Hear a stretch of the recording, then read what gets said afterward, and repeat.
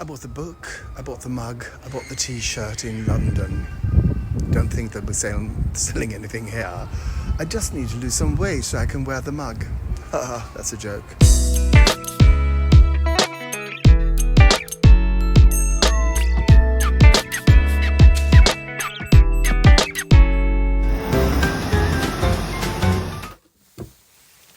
In today's episode, how do you do into episode? Welcome to Stories of My Life. So today, I am going to Dramaten's, the smallest stage on Dramaten, to see a show called Arv, The Inheritance. I saw this show in West End a couple of years ago, and I loved it really much. I absolutely adored it. It's 8 hours long. I'm going to see them all today and tonight. And there's a 1 hour break in between, and there are two sort of mini breaks in between for bathroom breaks and stuff like that. So I had a problem because we sort of, there's a sort of alert here in Sweden because of some fool burning the Quran. So we are sort of, there's a terror threat, which means we're not allowed to bring bags or sort of big jackets into the auditorium. So I thought this would sort of look as if festive, and hopefully I can keep it on. And I got a teeny tiny bag here. So join me now as I'm getting on the subway, because yesterday I had a flat tire. Better yesterday than, coming to the bicycle today and realize what the So here we go, people. Join me for a fun and adventurous day sitting in the theatre, talking to you in between. Before leaving now, earlier I had a big brunch because I think I will be hungry. I need to buy some sort of snacks to snack on. There's an hour break between Act 1 and Act 2, and hopefully I can go away somewhere. Well, I need to go away somewhere and have something to eat.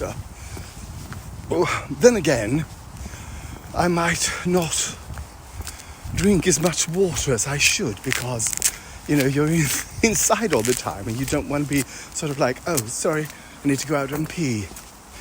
So that's it. What have I packed in my little bag? Well, I got my wallet, my teeny tiny wallet, perfume. I always try to bring perfume because I don't often use it, but I need to use it. Not because I smell bad, because I got so much perfume.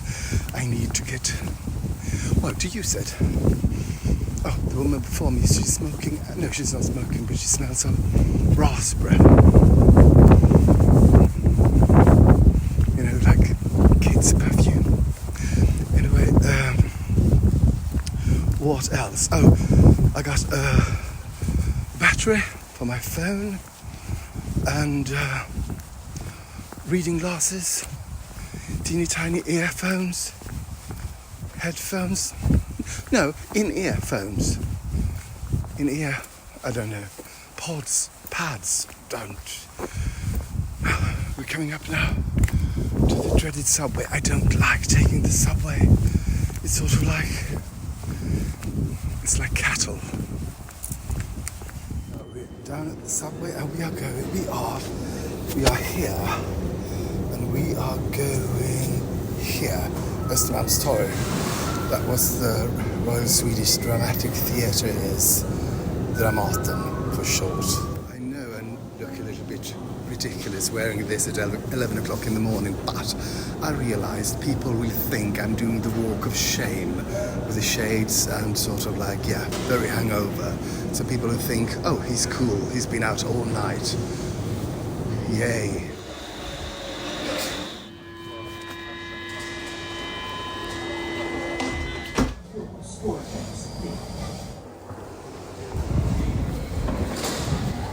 So when I was getting on this tube, sitting down, a woman sat next to me with a man, and she said she was in a 30, 35, 40, and she said, oh, nice outfit or something like that, and I said, thank you. I think that's what she said. I went up totally the wrong way. Not quite sure. Oh, that's, I know where I am now. Anyway, so she was sitting next to this man and they were speaking English. He was sort of Swedish, I could hear that. He had that sort of British or Welsh or what, I don't know what it is, when he's sort of like, yeah, you know, no, not Irish. Like Sue Pollard. Is that her name? Yeah, but, like that. And she was being so put offish towards him. He had this sort of sweet, it's a sort of milk drink, this sort of puku, and he dropped it. It wasn't opened, and he picked it up, and she said, "Did you wipe it off?" And he said, "Oh no, well, wipe it off." And he said, "With what?" "With your shirt." So I thought, this is a sort of kind of S&M kind of relationship. Not sure. And then, you know, you keep thinking, is he visiting her? Have they met online? And he was tattooed. He looked like sort of like a rocker, kind of slim and long dark hair. She was not really good looking, and she was sort of more prim and proper, and he was all over her all the time. And anyway, when they got off, I thought he was making a little funny dance, and then Harry goes, "Oh no, he's got cerebral palsy, that's why he walks like that." And I sort of felt bad, but then I thought, well, I didn't laugh at the funny dance, I just thought he did, or some sort of weird movement to be funny.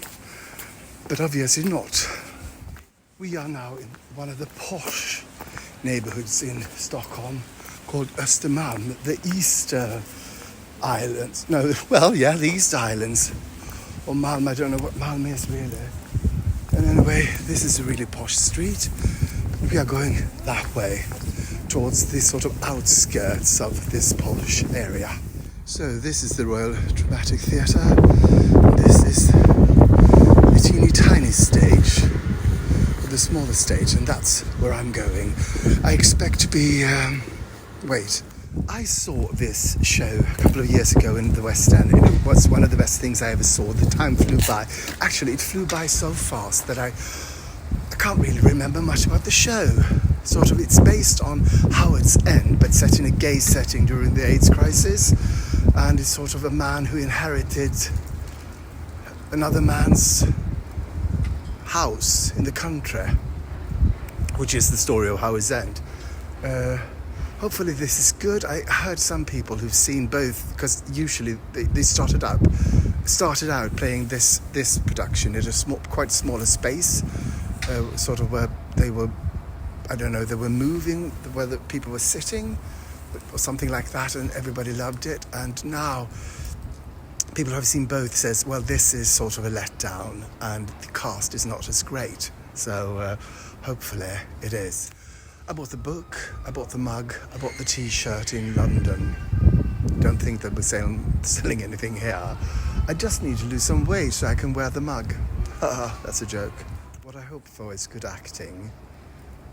And I also hope that often when people get the chance to play gay, especially gay men, they sort of tend to overdo it with the gayness, with the sort of drag queeniness of it. It's sort of like it's not a person anymore. They turn into some sort of parody of a... Well, so it's almost vicious. And that could be okay if you could sort of find a soul behind that, but sometimes it's sort of like, because I think the actors, the gay actors, the males, sort of have to suppress their sort of femininity for so long, being actors. I'm playing straight here, I don't flutter around like a butterfly. So when they get a chance, they turn into a butterfly on acid. Pink acid butterfly. So this is the Royal Swedish Theatre, Dramaten, and it's really old, well, over 100 years old, and I think there is this door here is when you open that goes to the back of the stage inside, because I've seen a show where they open them. And I guess that was a way of getting the scenery in, because I don't know if maybe this is better built, but the old opera house, or the opera house, they have no room for the scenery, the sets, so they have to sort of take it out on the streets. And I think there's a door I can show you. So that's the smaller theatre, this is Dramaten, and look here, at least I think so.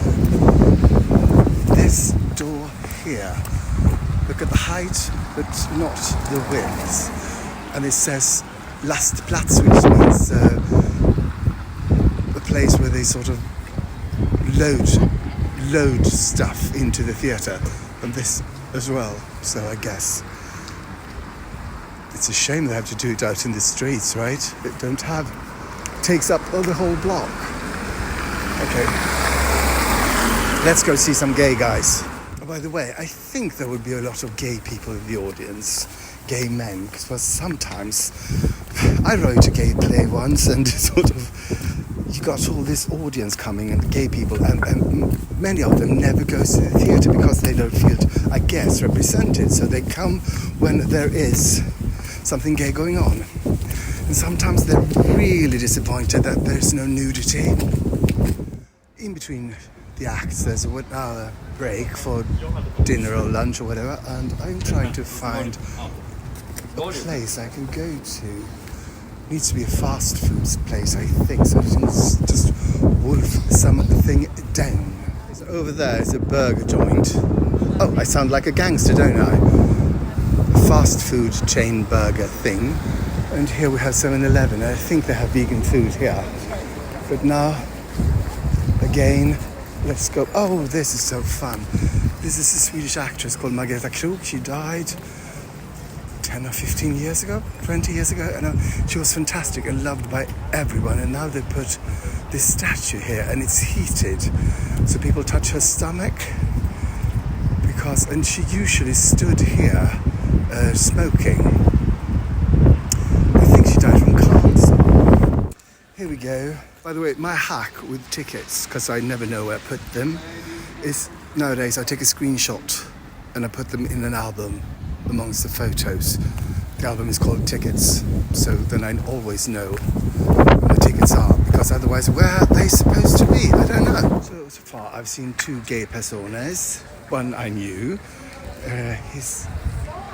What's his name? Something to do with summer.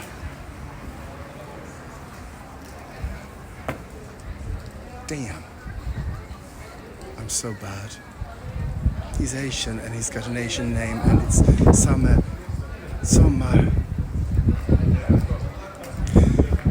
You can sort of remember it if you say summer, but then you can't.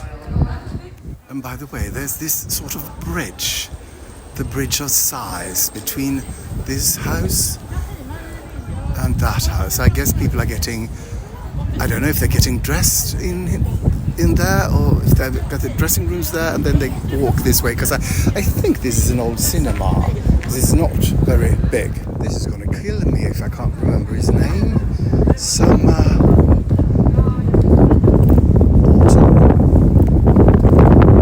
Take the bull by the balls and just ask him, what is your name again? I can't remember. So here we go. Oh, how nice.